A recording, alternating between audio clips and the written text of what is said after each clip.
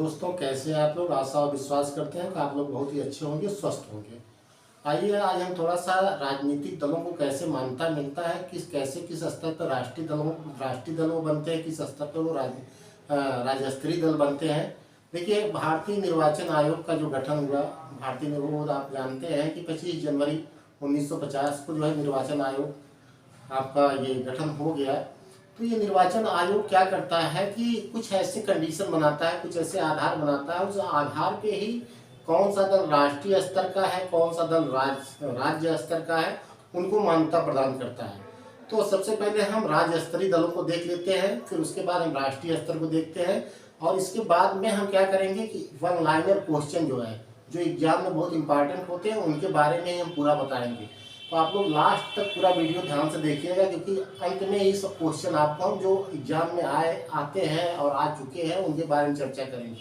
तो आइए पहले हम देख लेते हैं कि राज्य स्तरीय दल को कैसे मान्यता मिलती है। तो आइए देखते हैं पहली कंडीशन। देखिए, यहाँ इसकी पहली कंडीशन क्या है कि संसदीय या विधानसभा चुनाव में राज्य के वैध मतों का न्यूनतम 6% और विधानसभा में कम से कम 2 सीटें। इसका मतलब क्या है कि जैसे उत्तर प्रदेश में अभी इलेक्शन होने जा रहा है, तो इसके पहले जो है, देखिएगा इस समय नहीं, वो कैसे राज्य स्तरीय दल कैसे है, तो इसके पहले वो इलेक्शन में 2017 के इलेक्शन में कोई दल जो है कैसे राज्य स्तरीय दल बना, अब उसको मान्यता मिलेगी।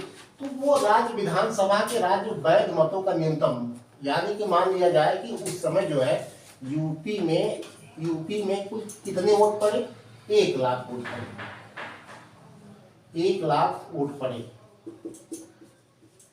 कितने वोट पड़े, 1 लाख वोट पड़े। अब 1 लाख वोटों में से उसे 6%, 1 लाख वोट में से उसे 6%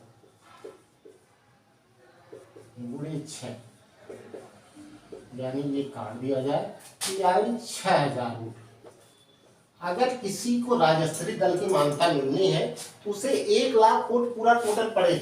मान लीजिए यूपी में 1 लाख वोट पड़े थे, अब 1 लाख वोट में से उसको कितना चाहिए, कम से कम 6000 वोट, यानी कि 6000 वोट अगर उसको मिलेगा। मान लीजिए वो पार्टी ए है, ए पार्टी को राज्य स्तरीय दल की मान्यता मिलनी है, उसे कुल वोट पड़े यूपी में 1 लाख, 1 लाख में से 6%, यानी कि आ गया 6000 वोट।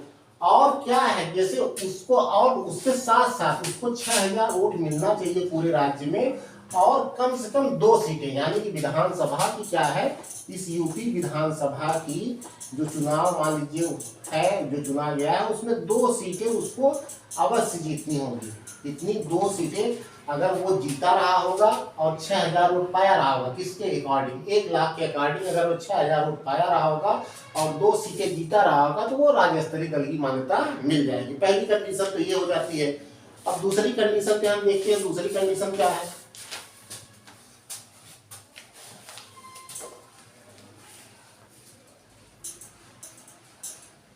दूसरी कंडीशन क्या है, राज्य विधानसभा के कम से कम 3% अथवा कम से कम 3 सीटें, इसमें से जो भी अधिक हो। देखिएगा, राज्य विधानसभा की कम से कम 3% अथवा कम से कम 3 सीटें। इसका कहने का मतलब क्या है, जैसे यूपी में 403 सीट है, मान लीजिए हम यूपी की बात करें तो यूपी में कितनी सीटें हैं, 403 सीटें हैं विधानसभा की। अब इस 403 सीटों का 2%, 403 सीटों का 3%, 2% नहीं 3%, यानी कि इसका ये 4 समझ लीजिए, 4 तिहाई 12, ये हो गया आपका 3 त्रिका 9, 3 0, 3 चौक 12। अब ये लगभग 12 सीट जो है, अब उनको कितनी सीट चाहिए, 12 सीट, यानी 12 से ज्यादा यानी 13 सीट। कितनी सीट, कम से कम राज्य विधानसभा में कम से कम 3% जो है, यानी कि उनको 3%, यानी कि 13 सीटें, 13 सीटें अथवा कम से कम 3 सीटें, इनमें से जो अधिक है, जो राज्य इसमें बड़ा होगा उसके लिए तो क्या कितना चाहिए। अब उसके लिए यहाँ पे जो नुकसान होगा, जो छोटे राज्य होंगे उनके लिए फायदा हो जाएगा। तो कम से कम जो है ये 13 सीट या 3 सीट, या क्या है, कम से कम 3 सीट, इसमें से जो अधिक होगा, उसमें से जो अधिक होगा, यानी कि 13 सीट जो अधिक हो, तो वो 13 सीट। ये दूसरी कंडीशन हो गई। अब आते हैं तीसरी कंडीशन, देखते हैं तीसरी कंडीशन क्या है। कि लोकसभा में चुनाव में उसे राज्य के हिस्से की 25 लोकसभा सीटों पर एक लोकसभा सीट जीतनी होगी। जैसे हमारे यहाँ 80 सीटें हैं, हमारे यहाँ 80 सीटें हैं लोकसभा की, यूपी में 80 सीटें हैं। अब ये कह रहा है कि 25 लोकसभा सीट पे एक सीट, यानी कि 25 पे एक, 25 पर एक, तो 25 पर एक का मतलब देखिए यहाँ पे एक, अब ये 75 ही हो रहा है, जिसका मतलब ये 5 बढ़ जा रहा है, तब भी इनको एक चाहिए, यानी कि एक, यानी लगभग 4 सीटें इनको चाहिए। ठीक ना, कितनी सीटें पे? 4 सीटों पे। लोकसभा का अगर चुनाव हो रहा है, मान लीजिए हमने कहा 2019 का चुनाव है, 2019 का जो चुनाव हुआ था उसमें अगर ए पार्टी को राज्य स्तरीय दल की मानता तो उसको कम से कम कितनी, यूपी के लिए, यूपी में उसको 4 सीटें चाहिए, होना चाहिए 25 तिहाई 75। अगर हम मान लेते हैं अगर यहाँ 75 सीट थी तो उसको क्या हो जाता है 3 सीटें, यहाँ पे हमारे यहाँ 80 सीटें तो उसको 4 सीटें। जैसे हमने कह दिया कि वहां यहाँ पे अगर वो मान लीजिए कोई एक स्टेट है जहाँ पे जो है 30 सीटें हैं लोकसभा की, अब 30 सीटें हैं तो यहाँ पे 25 पे एक और फिर यहाँ 5 यानी कि 2 सीटें। अगर वहां पे क्या दिया जाए लोकसभा की 25 सीटें हैं तो वहां पे एक सीटें उसको जीतना अनिवार्य है। ठीक, ये बात भी आपको समझ में आ गई होगी। अब तीसरी कंडीशन, चौथी कंडीशन देखते हैं। चौथी कंडीशन देखते हैं कि लोकसभा या विधानसभा में उस राजनीतिक दल को उस राज्य से 8% मत मिले हो। लोकसभा या विधानसभा के चुनाव में देखिए वो सीट भले न जीता हो, वो पार्टी कोई सीट न जीता हो, लेकिन हमने कहा कि ये यूपी है, यूपी का मान लीजिए लोकसभा का ही चुनाव होगा, हम कहते हैं लोकसभा का ही चुनाव होगा, लोकसभा का चुनाव होगा। और कुल मिला के हमने कह दिया कि लोकसभा के चुनाव में 1 लाख वोट पड़े। कितने पड़े? 1 लाख वोट पड़े। ठीक ना, पूरे स्टेट में 1 लाख वोट पड़े। अब इस 1 लाख वोट में से वो सीट कोई भी न जीतता हो तो 1 लाख में से जो है उसे 8%, यानी कितना? 8%, यानी 8000 वोट अगर वो पा जाएगा तो वो राज्य स्तरीय दल की मान्यता मिल जाएगी, भले ही वो कोई सीट न जीतता। अब आइए राष्ट्रीय दल के लिए देखते हैं। अभी हमने राज्य स्तरीय देखा, अब राष्ट्रीय दल के लिए देखते हैं। देखिए निर्वाचन आयोग ये 1951 जन प्रतिनिधित्व अधिनियम 1951 की धारा 16 के तहत ऐसा ये करता है राष्ट्रीय दल की मान्यता देने के लिए। तो आप देखिए राष्ट्रीय दल की मान्यता में थोड़ा सा पहले इसको पढ़ लेते हैं, फिर हम समझा देते हैं फिगर से। लोकसभा या राज्यों की विधानसभा के पिछले आम चुनाव में 4 या अधिक राज्यों में कुल पड़े वैध मत का 6% तथा किसी राज्य या राज्यों में से 4 सीटें, तथा यहाँ पे देखिएगा, यहाँ तथा किसी राज्य या राज्यों में से 4 सीटें लोकसभा की वो जीता तभी उसको मिलेगा। इसका मतलब क्या है? इसका मतलब है कि मान लीजिए 2019 में हमारे यहाँ लोकसभा का इलेक्शन हुआ, 2019 में लोकसभा का इलेक्शन हुआ। अब 2019 में इलेक्शन हुआ, अब उसको पिछले लोकसभा या राज्यसभा में, विधानसभा पिछले आम चुनाव में 4 या 4 से अधिक राज्यों में, तो यहाँ ध्यान दीजिए 4 या 4 से अधिक राज्यों में उसको कुल जो है 6% उसको वोट। जैसे मान लिया कि हमने देखा कि यूपी में जो है, यहाँ हमने यूपी लिया, यहाँ हमने बिहार लिया, यहाँ हमने एमपी लिया, यहाँ हमने जो है हरियाणा ले लिया,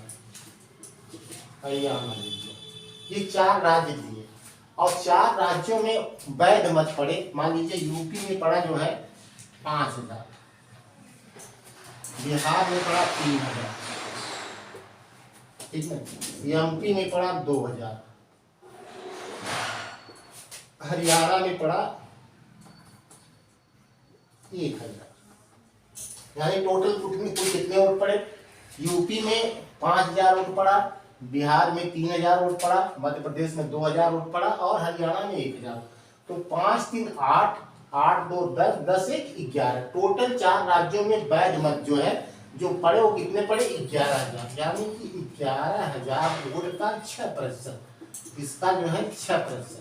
तो ये 660 वोट, 660 वोट मान लीजिए ए पार्टी को जो है राष्ट्रीय स्तर का दर्जा मिलना है, तो ये पार्टी जो है क्या करेगी? उसको 660 वोट पाना होगा। कितने में से? 11000 में से, 11000 में से उसको 660 वोट अवश्य पाना होगा। दूसरी, इसी के साथ साथ किसी राज्य या राज्यों में से 4 लोकसभा, वो यहाँ से देखिएगा वो चाहे तो यूपी में से 4 इकट्ठे लोकसभा का सदस्य सीट जीत सकता है, या तो वो चाहे एक यहाँ से एक यहाँ से एक यहाँ से यहाँ से भी 4, 1 2 3 4 हो जाए, या तो चाहे वो यहाँ से भी 2 जीत ले, यहाँ से 2 जीत ले, यहाँ से एक भी न जीते। यानी कि इन चारों राज्यों में से मतलब ये चाहे चारों राज्य हो, चाहे किसी अन्य राज्य में से, इतना ध्यान रखिएगा, किसी राज्य या राज्य में से जो है उसको कितना 4 सीट जीतना होगा, किसी भी राज्य में से उसको 4 सीट जीतना होगा, और उसके साथ साथ कितना वोट पाना होगा। मान लीजिए वो 11,000 पूरा टोटल वोट पड़ा है उस 4 राज्य में, तो उसमें से 660 वोट यानी कि 6% वोट। तो ये चीज आपको इतनी समझ में आई होगी। अब दूसरा हम देखते हैं दूसरी कंडीशन में क्या है, फिर इसको समझ लीजिए 6% वाला। चलिए अच्छा आगे चलते हैं।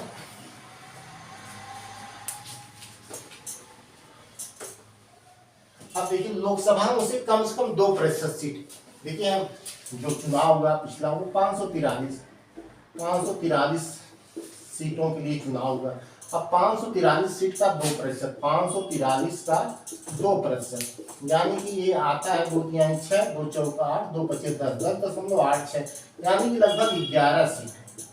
11 सीट उसे जीतना होगा, लेकिन इसके साथ कंडीशन क्या है, उसको ये 11 सीट जो जीतनी होगी उसे कम से कम 3 राज्यों से, कम से कम कितने राज्यों से, 3 राज्यों से। हमने कहा कि वो यूपी हो गया, बिहार हो गया और एमपी हो गया।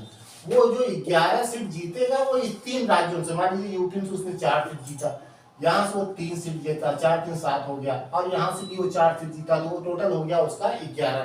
तो ये 3 राज्यों से, ये नहीं है कि एक ही राज्य में वो 11 सीट, वो 3 राज्यों में उसे मिला के जीतना होगा, कितना 11 सीटें, 3 राज्यों में 11 सीटें उसको मिला के जीतनी होगी।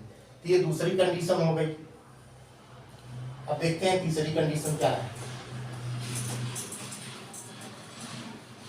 तीसरी कंडीशन है कम से कम 4 राज्यों में राज्य स्तरीय दल की मान्यता प्राप्त हो, यानी कि उसको क्या है 4 राज्यों में, 1 2 3 4 राज्यों में, जैसे यूपी हो गया, बिहार हो गया, एमपी हो गया, हरियाणा हो गया, यहाँ पे वो क्या हो राज्य स्तरीय दल की मान्यता प्राप्त कर दिया हो, राज्य स्तरीय दल की मान्यता प्राप्त कर लिया हो, तब वो जो है क्या हो जाता है, राष्ट्रीय दल की मान्यता पा जाता है। आइए हम कुछ महत्वपूर्ण प्रश्नों को देखते हैं। ईवीएम, इलेक्ट्रॉनिक वोटिंग मशीन, इसका आविष्कार किसने किया था, एम.बी. हनीफा ने। ध्यान दीजिएगा, इसका आविष्कार किसने किया था, एम.बी. हनीफा ने किया था। भारत में पहली बार ईवीएम का प्रयोग, भारत में पहली बार ईवीएम का प्रयोग जो है 1982 में केरल विधानसभा में, थिरूर विधानसभा, जब केरल विधानसभा का इलेक्शन हो रहा था, थिरूर विधानसभा में किया गया था। कहाँ, केरल में, यानी एक विधानसभा में, सिर्फ एक विधानसभा में जो है, वो भी केरल के थिरूर में 1982 में। जबकि ईवीएम से पूरे राज्य का इलेक्शन जो है वो गोवा में हुआ था। ईवीएम से पूरे राज्य का इलेक्शन 1999 में गोवा में, ये यानी भारत का पहला ऐसा राज्य हुआ जो पूरा का पूरा इलेक्शन ईवीएम से किया गया। लोकसभा की जब बात आती है तो 14वीं लोकसभा, यानी 2004 की 14वीं लोकसभा जो है वो ईवीएम से संपन्न कराई गई थी। ईवीएम में एक बैलेटिंग यूनिट में 16 खाने होते हैं। ध्यान दीजिएगा, एक बैलेटिंग यूनिट में 16 खाने होते हैं। अब ये 16 खाने अधिकतम जो है कितने प्रत्याशियों के लिए, 64 प्रत्याशी के लिए। ये बात आपको अभी थोड़ा सा कंफ्यूज कर रही होगी, इसको समझ लीजिए। यानी कि ईवीएम में, एक ईवीएम जो होता है तो एक ईवीएम में 16 खाने बने रहते हैं। यहाँ पे ऐसे ईवीएम होता है कि ईवीएम में ऐसे 16 खाने जो है ऐसे बने रहते हैं, ऐसे ये 16 खाने बने रहते हैं, इधर बटन अपनी रहती है, तो ये 16 खाने बने रहते हैं, यानी कि 16 प्रत्याशियों के नाम रहते हैं, 16 प्रत्याशियों का चिन्ह रहता है। तो आप देखिए यहाँ पे लिखा गया है कि अधिकतम 64 प्रत्याशियों। क्यों ऐसा 64 होता है, यानी कि एक ईवीएम रहता है तो इसके साथ हम 4 जोड़ सकते हैं। कितना जोड़ सकते हैं, 4, यानी कि एक साथ में हम कितने जोड़ सकते हैं, 4 ईवीएम को एक साथ हम जोड़ सकते हैं, ठीक ना। ये रहता है ये 4 ईवीएम को हम एक साथ जोड़ सकते हैं। अगर 64 प्रत्याशी से ज्यादा 65 प्रत्याशी हो गए तब ईवीएम से इलेक्शन नहीं होगा, तब वो किससे होगा आपका, तब वो पेपर के कागज से, कागज वाले पेपर से होगा। लेकिन अब यहाँ देखिए कि 64, यानी कि ये तार के जरिए जो है चारों जुड़ जाते हैं, 4 तार के जरिए जो है ये चारों को क्या किया जाता है, जोड़ दिया जाता है। अगर 64 प्रत्याशी हैं तो एक ईवीएम में कितने 16। मैक्सिमम कितने हो सकते हैं ईवीएम से, कितने वोट पड़ सकते हैं, कितने प्रत्याशियों का कितने प्रत्याशियों की वोटिंग हो सकती है, तो 64 प्रत्याशियों के लिए। कितने प्रत्याशियों के लिए? 64 प्रत्याशियों के लिए। अगर 65 प्रत्याशी हुए तो अभी ईवीएम से चुनाव नहीं होगा, तब बैलेट पेपर से चुनाव होगा। ध्यान दीजिएगा, एक ईवीएम में 16 है, अगर 64, लेकिन 64 तक हम 4 यूज कर सकते हैं। 64 बार अगर 65वां आ गया तो ईवीएम से तब वहां पे इलेक्शन नहीं होगा, तो वहां पे बैलेट पेपर से होगा। ईवीएम में अधिकतम कितना? 3840 वोट पड़ सकते हैं। ध्यान दीजिएगा, एक ईवीएम में जो रहता है, एक ईवीएम में कितना वोट पड़ सकता है? 3840 वोट। यहाँ इतना ध्यान रखिएगा, एक ईवीएम में कितने वोट पड़ सकते हैं? 3840 वोट।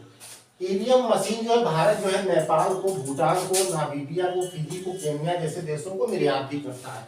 ठीक है। राजनीतिक दलों के उम्मीदवारों के लिए कम से कम एक मतदाता, यहाँ ध्यान दीजिएगा इस चीज को,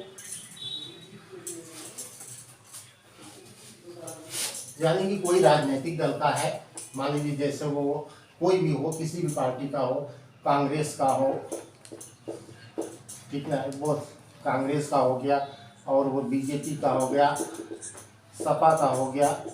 अब ये इन पार्टियों का जो भी इलेक्शन में लड़ रहा है, तो उनके लिए प्रस्तावक कितने चाहिए? एक प्रस्तावक चाहिए। कितने प्रस्तावक चाहिए? एक प्रस्तावक चाहिए।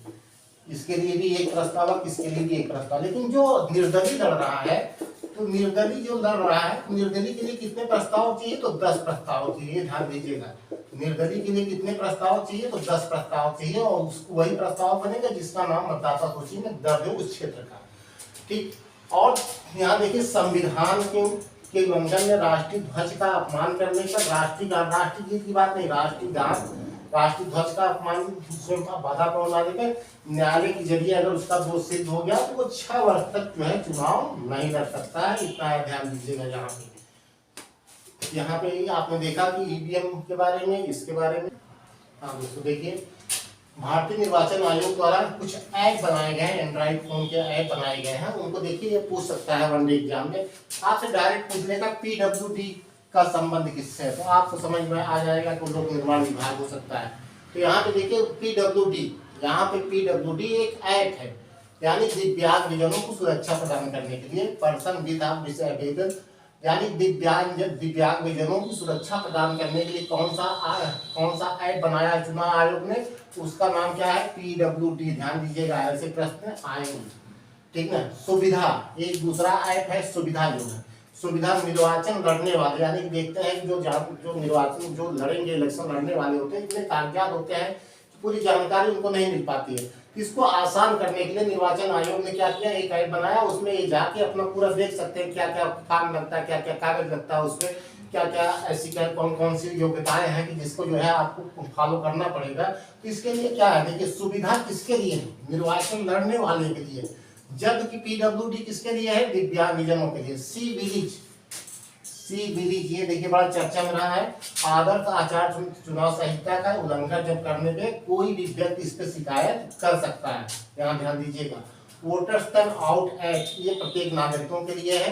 वीवीपैट, ये क्या होता है? वीवीपैट आजकल ये भी बड़ा चर्चा में रहता है कि voter verified paper audit trail, voter verified paper audit trail. आपने ईवीएम से वोट दे दिया है, ईवीएम में आपने जब वोट दे दिया तो आप अपना वेरीफाई कर लेंगे कि जब इससे वीवीपैट से आपकी पर्ची गिर जाएगी तो ये पता चल जाएगा कि आपका वोट सही जगह जहाँ पे आप देना चाहते हैं वहां पे पड़ा। ठीक ना। तो ये मतदाता सत्यापन लेखा परीक्षण, देखिए यहीं पे है, मतदाता सत्यापन लेखा परीक्षण है। ठीक है। तो ये 2017 में जम्मू कश्मीर, केरल, मेघालय, चेरापूंजी, राजस्थान कुछ जिले और दिल्ली में ये लागू किया गया था। अमिट स्याही जो आपके इलेक्शन में जो आपके यहाँ पे लगाई जाती है, स्याही जो लगाई जाती है, उसको कब शुरुआत किया गया था उसका? तो 1962 में। ध्यान रखिएगा कि वो नहीं मिटता है। क्यों नहीं मिटता है? क्योंकि 1962 में जो है हमारा चीन का युद्ध हुआ है, तो कम से कम ये घाव तो हमें नहीं मिटना चाहिए, तो इसी आधार पे याद कर सकते हैं इसको। लेकिन ये क्यों नहीं मिटता है? ये सिल्वर नाइट्रेट का विलयन होता है। किसका विलयन होता है? सिल्वर नाइट्रेट का, AgNO3 का विलयन होता है। अब AgNO3 क्या करता है? जब अंगुली पे पड़ता है जो है, तो ये इसमें जो नमक साल्ट होता है, देखिए शरीर में थोड़ा सा साल्ट का भाग रहता है, इससे क्या करता है? क्रिया कर लेता है, तो जिसके कारण ये छूटता नहीं जल्दी। ठीक ना। तो ये क्या है? सिल्वर नाइट्रेट है। तो जो अमिट स्याही होती है वो क्या होती है, सिल्वर नाइट्रेट होती है। और ये बनती कहाँ पे है, Mysore paint and varnish limited Karnataka में। ध्यान दीजिएगा, ये बनती कहाँ पे है, Mysore paint and varnish limited Karnataka में। तो दोस्तों आशा विश्वास होगा कि आपको कुछ समझ में आया होगा, अच्छे से समझ में आया होगा। बहुत बहुत धन्यवाद। जय हिंद।